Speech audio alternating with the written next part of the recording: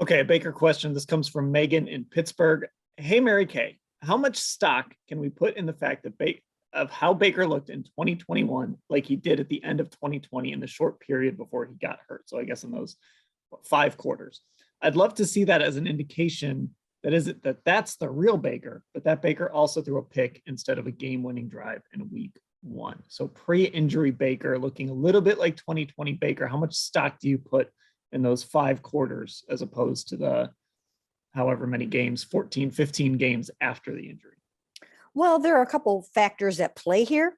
And number one is the fact that they played some inferior defenses down the stretch in 2020. Also, teams did not really have much film yet on Baker Mayfield and the Kevin Stefanski offense.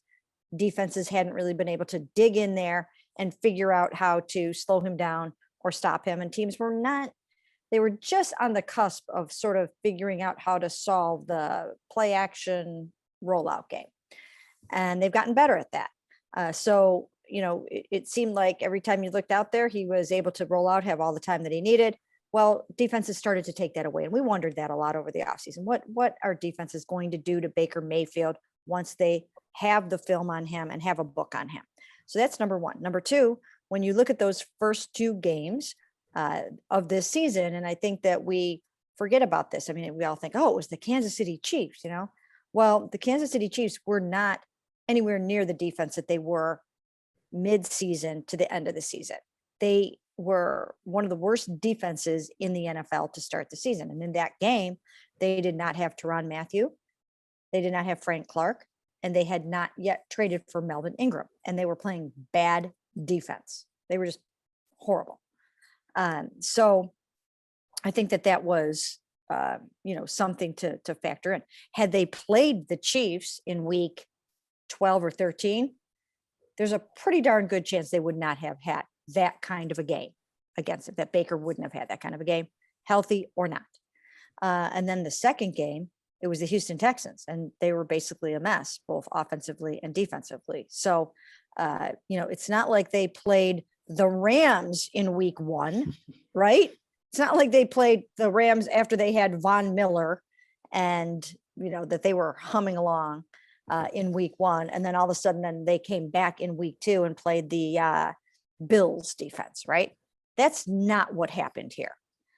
So those are some things to keep in mind. And then as the season went along, then now we know how to defend Baker came into play. And so they started to hem him in a little bit more, wouldn't let him roll out as much, and, started to take advantage of the fact that, maybe he doesn't get to a second read as quickly as he needs to, or his third read. And then, of course, the whole passing game just fell apart. Odell's gone. So it was a perfect storm for a bad Baker Mayfield and a bad passing game. And if the Browns have to move forward with Baker Mayfield, then they just have to count on the fact that he is going to be healthier. I think for them, that might be 15 to 20% of his woes from 2021. And that's about it. I think fans seem to have that up at about 85 or 90% because of some of these things we're talking about. If you hold up those numbers, pre-injury, post-injury, and everybody thinks, well, obviously, it's factor X, that's why that happened. Well, maybe not so much, but I think that, the Browns probably have that at about 15 to 20%. Then they probably have bad receiving core or underperforming receiving core at another 25, 30%, maybe 40%. Then you've got tackle issues that were another 25%. Kareem Hunt gets a percentage. So all of these things factored in to what transpired. And, I think that they do realize that if Baker is going to come back, and it seems right now, I think if you and I had to put a percentage on that, I think we'd probably, I don't know, both maybe be in the 70s somewhere, right? Where would you be about on that? I'd be pretty high just because I'm not sure what the solution is. Like that involves Baker moving on. Would you go like 80, 85, 90, or not that high?